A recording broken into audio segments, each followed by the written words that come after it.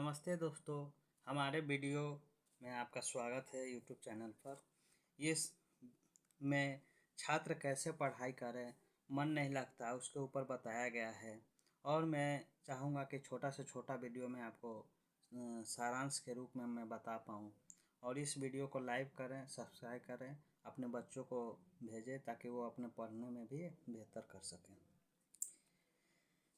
धीरे धीरे रे मना धीरे धीरे, धीरे सब कुछ होए, माली सींचे 100 घरा, ऋतु आए फल होए। कबीर जी कहना चाहते हैं कि पढ़ाई या किसी भी कार्य या व्यवसाय में संघर्ष लगता है, समय लगता है और समय का अनुरूप ही फल देता है।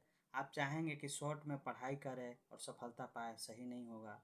बिजनेस करें और जल्दी सफल हो जाएं, ये भी संभव नहीं है। उसमें समय चाहिए, सफलता समय मांगती है, यह उद्देश्य है। अब आते हैं पढ़ाई कैसे किया जाए। तो पढ़ाई करने का सही तरीका है मन और चित्त को शांत रखते हुए एकाग्रता के साथ में अपने विषय पर चिंतन मनन ध्यान के साथ एक अभ्यासरत रूप में पढ़ना चाहिए। अर्थात अपने विषय को गहनता से समझने के लिए आप उस विषय को पढ़ने के बाद ये जब आपको खाली समय मिले तो उस पर थोड़ा सोचिए, विचारिए, आखिर वो कहना क्या चाह रहा है, टॉपिक बोल क्या रहा है, उसका प्रभाव क्या क्या हो सकता है, निगेटिव प्रभाव क्या हो रहा है, पॉजिटिव प्रभाव क्या हो रहा है, उसमें क्या सुधार हो सकता है, वो कंसेप्ट सही आपको लग रहा है या नहीं लग रहा है तो पर भी क्या उसमें सुधार हो सकता है। यानी critical thinking, out of box thinking करना, इसी को कहते हैं एक विषय पर ठहर कर उस पर बेहतर से अपना बेहतर समझ विकसित करना ही। इस प्रसंग में भी महात्मा बुद्ध कहते हैं मानव विचारों के निर्मित प्राणी है। अर्थात जैसे उसके विचार होंगे वैसे उसकी भावना, व्यवहार और ज्ञान भी होगा और उसी के अनुरूप वह अपना व्यक्तित्व का निखार भी कर सकता है। यदि कोई छात्र जीवन में सोचता है कि मैं डॉक्टर बनूंगा तो डॉक्टर के अनुरूप उसको पढ़ाई करना चाहिए और उसी के अनुरूप व्यवहार करना चाहिए और उसी के अनुरूप ज्ञान अर्जित भी करना चाहिए, तभी वो उस विचार के निर्मित प्राणी बन पाएगा। चूँकि संघर्ष और परिश्रम का नाम ही छात्र जीवन है, इस जीवन को इतना जाया ना कीजिए। जब हम बचपन से पढ़ते आए हैं, पाँचवीं लगभग आप 3 वर्ष की उम्र से 20 या 25 वर्ष तक पढ़ते हैं, निरंतर पढ़ते हैं, तो धीरे धीरे आपको एक एक वस्तु, विषय, शब्द को समझते हुए आगे बढ़ते हैं।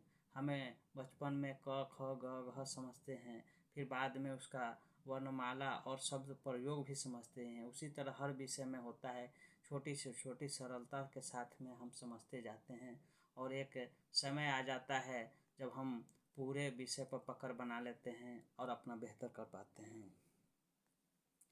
इसीलिए अल्बर्ट आइंस्टीन कहते हैं एक इंटरव्यू में, कल्पना ज्ञान से अधिक महत्वपूर्ण है क्योंकि ज्ञान सीमित है जबकि कल्पना पूरे विश्व को घेर लेती है।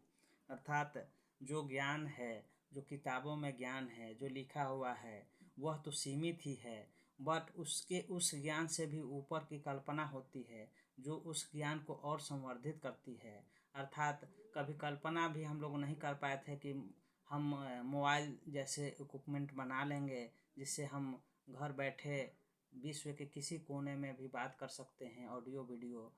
वह कल्पना की ही देन है जो एक ज्ञान को भी और संवर्धित करते हुए उसको और आगे बढ़ाया है।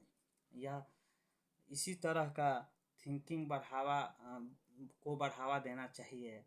इसी को कल्पनावादिता का सिद्धांत कह सकते हैं। जो जितने कल्पना करेगा वो उतना ही उसकी मानसिकता विकसित होगी। अर्थात कि कोई भी आविष्कारक भी मानते हैं कि कोई भी आविष्कार 2 चरणों में होता है, एक कल्पना में, एक भौतिकता में। पहले कल्पना में किसी वस्तु का आविष्कार होता है, फिर उसे भौतिक स्वरूप दिया जाता है। हो सकता है उसमें सफलता मिले, बट लास्ट में अगर वो कल्पनाओं पर विजय पाता है, वह आविष्कारक के रूप में उभरता है। इसी तरह छात्र को भी अपने विषय पर ध्यान, चिंतन, मनन के साथ में पढ़ना चाहिए।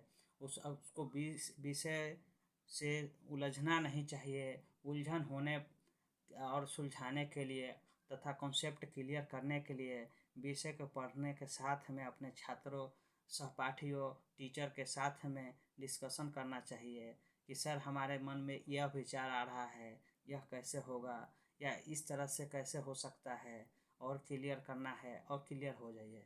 जब तक आप अपने सब्जेक्ट पर क्लियर नहीं होंगे तो आपको उस विषय की पकड़ नहीं होगी और आपको वह विषय के प्रति फोबिया हो जाएगा।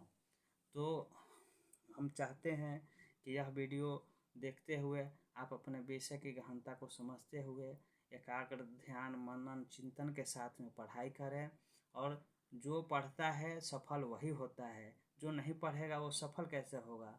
यानी कि किसी भी युद्ध को लड़ने के लिए, जीत के लिए युद्ध लड़ना पड़ता है, बिना युद्ध लड़े जीत नहीं हासिल हो सकती है।